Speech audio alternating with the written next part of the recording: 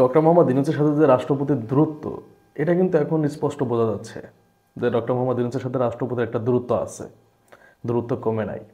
যদিও রাষ্ট্রপতি এত বড় গুরুত্বপূর্ণ একটা আসনে বসে আছেন, সেইখানে এবং প্রধান উপদেষ্টার মাঝে দূরত্ব থাকলে দেশটা কিভাবে ভালোভাবে চলবে আমি জানি না। যাই হোক, দেশ যদিও ভালোভাবে চলছে না, কোনো কিছুই ঠিক নাই। তবে আমি রাজনৈতিক দলগুলোকে একটা কথা বলতে চাই, রাজনৈতিক দলগুলোর শত্রু তো ডক্টর মোহাম্মদ ইউনূস না। রাজনৈতিক দলগুলোর শত্রু তো ওই যে আপনার উপদেষ্টারা না।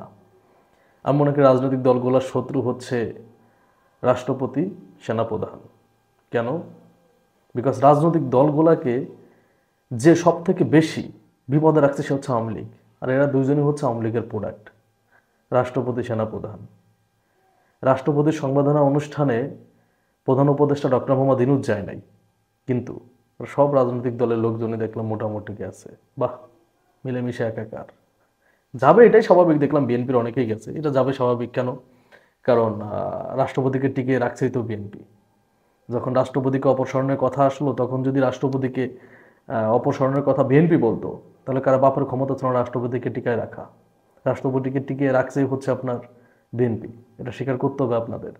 এখানে বৈষম্য বিরোধী ছাত্র আন্দোলনের কেউ যায় নাই রাষ্ট্রপতির সংবর্ধনা অনুষ্ঠানে। আপনারা কিভাবে এত দ্রুতই ভুলে যান? একটা নির্বাচন দিলেই কি দেশের শৃঙ্খলা ফিরে আসবে? হ্যাঁ, আপনারা যে ভয় করতেছেন মাইনাস মাইনাস মাইনাস করে দিবে আপনাদেরকে, হ্যান করবে ত্যান করবে, এই ভয়টা কেন করতেছেন? বাংলাদেশের মানুষ কি জানে না যে এই 24-এ স্বাধীনতার পিছে কাদের অবদান বেশি? জানে না? রাজনৈতিক দলগুলোর অবদান বেশি। বৈষম্য বিরোধী ছাত্র আন্দোলনে কয়জন মানুষ মারা গেছে? আপনি খোঁজ নিয়ে দেখেন, যতগুলা মানুষ মারা গেছে 90%ই রাজনৈতিক দলের কর্মী, হয় বিএনপি, জামাতের। তাহলে অবদান তো এদেরকে মাইনাস করার তো প্রশ্নই আসে না। এখন দেরি করে নির্বাচন হলে শিক্ষার্থীরা এগিয়ে আসবে, একটা নতুন রাজনৈতিক দল করবে, করুক, তাদের রাজনৈতিক অধিকার। কিন্তু বর্তমান আমরা কি চাই? একটা রাষ্ট্র সংস্কার চাই। রাষ্ট্র সংস্কার চাই। রাষ্ট্রের গুরুত্বপূর্ণ একটা জায়গাতে আওয়ামী লীগের বড় প্রোডাক্টকে বসিয়ে রেখে কিভাবে আপনি সংস্কার করবেন?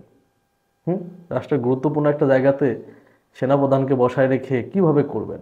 এই সেনাবাহিনী ফিল্ডে আছে, কোনো শৃঙ্খলা আছে? পুলিশ থাকলেও যেভাবে চলছে এখনো সেভাবে চলতেছে।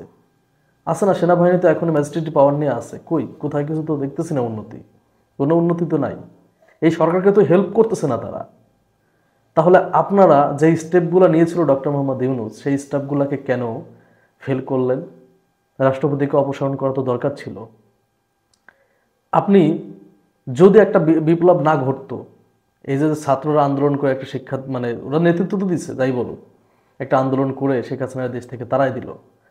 যদি না তাড়াই, তাহলে 5 বছর পরে তো আপনি নির্বাচনের অপেক্ষায় তো বসে থাকতেন, যে 5 বছর পরে নির্বাচন হবে, সেই পরে আবার একটা আন্দোলন করবেন, হ্যান ত্যান। হ্যাঁ, বিদেশিদের দিকে তাকায় থাকতে হইতো। কিন্তু আল্লাহ আমাদেরকে ভালো একটা জিনিস উপহার দিছে। তো আপনার যদি ডক্টর মোহাম্মদ ইউনূস না আসতো, যদি শেখ হাসিনা না পালাইতো, 5 বছর তো ওয়েট করতেন। তো ওয়েট করেন না একটু? 5 বছর কি ওই অপেক্ষা শেষ হইতো না তো? এত তাড়াহুড়ার তো কিছু দেখি না, এত তাড়াহুড়ার তো কিছু দেখি না। আপনি যে রাজনৈতিক দল যে ক্ষমতায় এসে কি বিচার করবে? এই যে শিক্ষার্থীগুলো হত্যা করছে, এদের বিচার হবে? এদের যে আকাঙ্ক্ষা ছিল, যে আকাঙ্ক্ষা নিয়ে জীবন দিয়ে দিছে, এটা কি পূরণ হবে? হবে না তো। আমি চ্যালেঞ্জ করে বলতে পারি, কোনো রাজনৈতিক দলই জনগণের পক্ষে কখনো কথা বলতে পারে নাই, কখনোই পারে নাই। শহীদ প্রেসিডেন্ট জিয়াউর রহমান যখন শুরু করলো, তাকে শেষ করে দেওয়া হলো, শুরু করার আগেই শেষ করে দেওয়া হলো। তারেক রহমান শুরু করবে, আল্লাহ জানে তার ভাগ্যে কি আছে। শুধু এটুকুই বললাম।